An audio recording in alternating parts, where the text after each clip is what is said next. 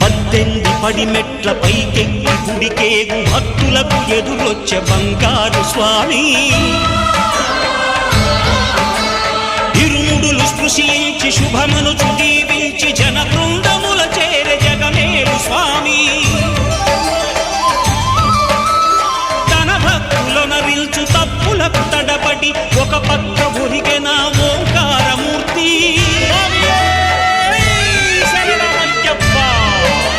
స్వాములందరూ తనకు సాయము కాగా ధీమంతుడై లేచే ఆ కన్య స్వామి